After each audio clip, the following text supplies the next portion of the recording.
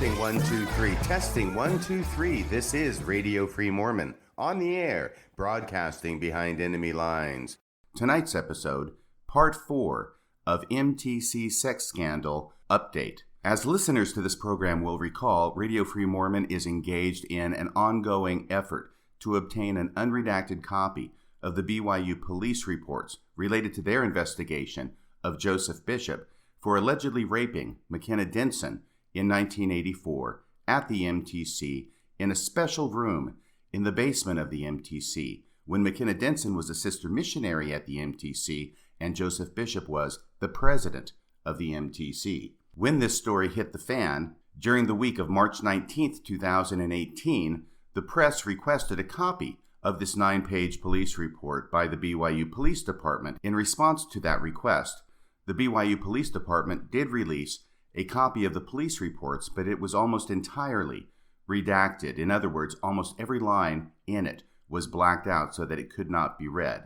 Not satisfied with this response, the press pushed back. And in response to the pressure they put on the BYU Police Department, a second version of the 9-page report was released, which was much less redacted. Now, when I say less redacted, the second version of the police reports could almost all be read, but there were still several lines within the police report on different pages that remained redacted. And so it seemed reasonable to conclude that whereas originally the BYU police did not want any of the reports to be able to be read, in the second version they released, there were still some redacted portions, which I believe is what the BYU police really did not want to be read. It was at that point that I decided to launch my own effort to obtain an unredacted copy of the police report so that we could know what was behind those lines that still remained redacted even in the second version of the police reports that were released to the press. I commenced that effort by writing to the custodian of records at the BYU Police Department requesting an unredacted copy of the police reports,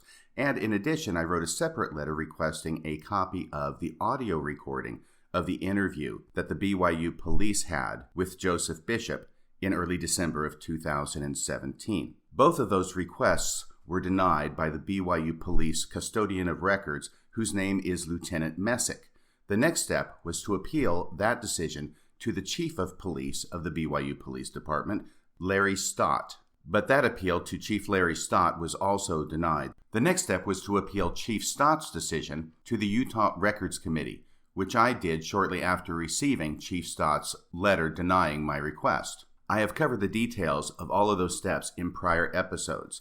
What I want to cover now is the fact that I have received a letter from the Utah State Records Committee in response to my appeal request, granting my appeal request and setting a hearing for that appeal on July 12, 2018. Here in my hands is the letter from the Division of Archives and Records Service, dated May 18, 2018, and stating, "The State Records Committee has received your request for a hearing to appeal the Brigham Young University police denial of your records request. This is to inform you that a hearing is scheduled for July 12, 2018. Due to the possibility of multiple hearings, the schedule is subject to change, so be available from 9 o'clock a.m. to 4 o'clock p.m. The hearing will be held at the following address: Utah State Archives, 346 South Rio Grande Street, Salt Lake City, Utah, 84101-1106. As the petitioner, you should have already served a copy of this appeal on the government entity to which the appeal relates." And yes, I have done that. And actually, it was a new friend of mine, a listener to the program who is also an attorney in Salt Lake City who prefers to remain anonymous, who took care of serving my appeal both on the Utah Records Committee as well as on the BYU Police Department. Back to the letter. As the petitioner, you should have already served a copy of this appeal on the governmental entity to which the appeal relates. Okay, done. If you have not already done so, please provide a copy to them now. During the hearing, you or your representative will be allowed to testify and present evidence to develop your case. Page 2, if you have any additional supporting documentation for your appeal, please send it to me and to the governmental entity no later than 5 business days before the hearing. If you have any questions, please contact me. Sincerely, Gina Proctor, Executive Secretary, State Records Committee.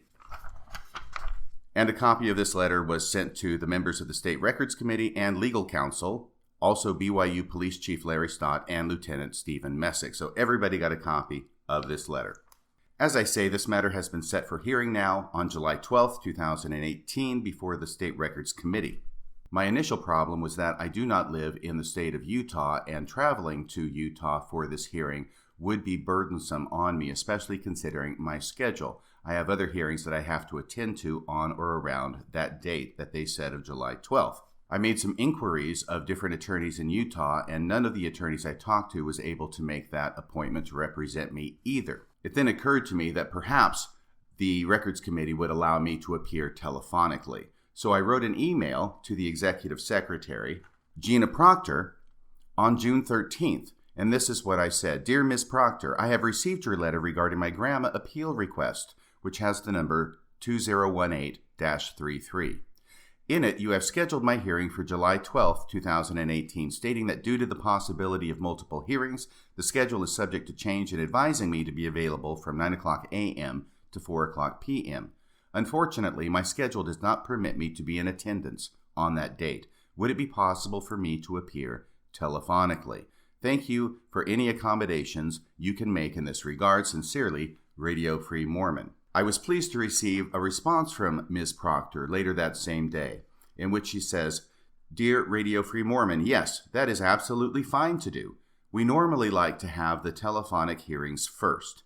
I have 2 other telephonic hearings before yours, and I have 2 other hearings that same day that are about BYU Police Department for the same record. So it does appear that I'm not the only person who is appealing a denial of access to these records by the BYU Police Department. Once again, she says, and I have 2 other hearings that same day that are about BYU Police Department for the same records.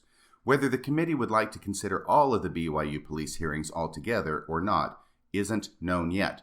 I'll let you know for sure which order they will consider each matter as July 12th comes closer. So this is going to be a brief episode of Radio Free Mormon, but because I promised to keep you updated in my efforts at every stage of the appellate process to get an unredacted copy of these police reports, I wanted to issue this episode to let you know that July 12th is the day. Once we have that hearing and once we have a ruling from the State Records Committee of Utah on this appeal, I will be sure to update you accordingly. Until then, the investigation continues. That's about all for tonight. Until next time, this is Radio Free Mormon, signing off the air.